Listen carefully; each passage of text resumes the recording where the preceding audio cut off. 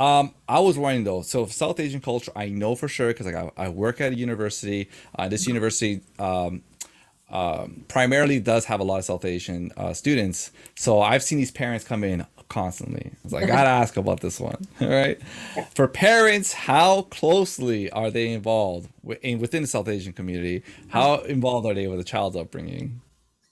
I I want to say I want to answer your question like this. I think that it can show up in ways of, and see, I don't want to make a generalization when I say this because I do feel like this is one that's been carried on in media and in different ways where it feels like that Asian parent is the one that's the tiger mom, right? Or like that Asian parent is overbearing and like very authoritative and all about academics.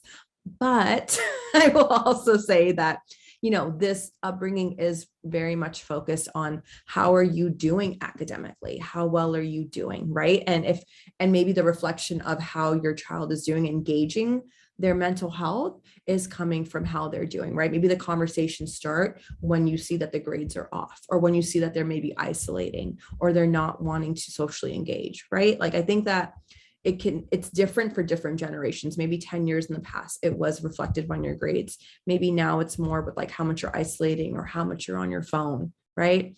So I think it depends. It definitely depends on the parent. It definitely depends on how aware they are of their child. But I think the biggest factor, regardless of generation, is the amount of communication you have about the difficult things that are going on. Are you talking about anger? Are you talking about sadness? Are you talking about disappointment?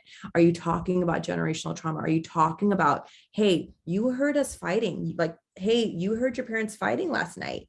What were your thoughts about that? Are we keeping that under covers and saving it at night and hoping the kids are falling asleep and they're not listening to that? Right. So it's all comes down to that communication factor. And if that's set up in the household to feel like a safe place to talk about it, if you got angry, what's going on? Why are you getting angry? Why are you throwing stuff? What's going on? This looks so bad. This looks so bad. You're not going to get into a good college. You're going to get in trouble. Instead of, why are you angry? What's going on? Did something feel hurtful? Did something feel unjustified? Did something feel disappointed? Right? It's a difference in how you look at a behavior, because when we're not talking about mental health, then those behaviors are the form of communication. And if parents are acknowledging and witnessing behaviors and speaking to it, that makes all the difference. Oh, okay. Well, for me, when I brought up about seeing them a lot at the university, is it's actually not less about the grades and more about like they're kind of overbearing in the sense of they need to be involved with all the details. Oh, did my son or Uh, daughter do this application correct? Did they do this? Did they do that? What else do they need to do? They make sure that they're on that and stuff like that. That's more what I meant. Maybe And the I helicopter have parent. heard that happens. Like, is that something that is true, or do you also feel like that's Oh, I think that the helicopter parenting of like, is my kid like getting all this stuff done? Are they submitting their stuff on time? Right. I think that that is a boundary issue, right? That's an issue where it is, are you trusting your child, or honestly your young adult? Are you seeing your child as a young adult now navigating college? That's the first beginning steps to navigating adulthood.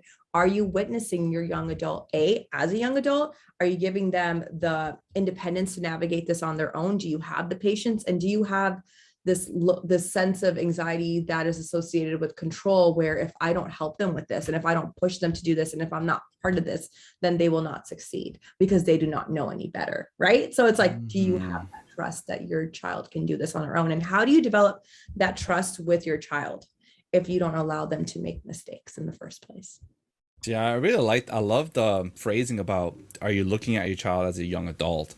It is true, especially when we're thinking about like the university time. That's when, they're about 18 or 19 to get into, college, university. And that's their time that they're supposed to begin to realize, okay, this is adulting. This is the adult life. Things are not handed to me. I have to like make sure I'm on top of my things. And I love how you say that. Are you viewing them like that? Are you viewing them as a young adult? Or are you Yeah, still looking at them as their like, 8-year-old child that you have right. to be on top of things and you don't trust them? That's really good. Yeah. What stories have the parents associated to their child, and how much have they managed their own anxiety and control in relationship to their child and their child's decisions and choice making, right? Mm-hmm.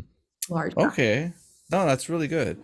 All right. So then, If you want to hear more stories, don't forget to subscribe, comment, and like. To support more youth by youth led projects, visit us at youthspeak.ca, where you can donate and spread youth mental health awareness. YouthSpeak Performance Charity. Speak, inspire, change.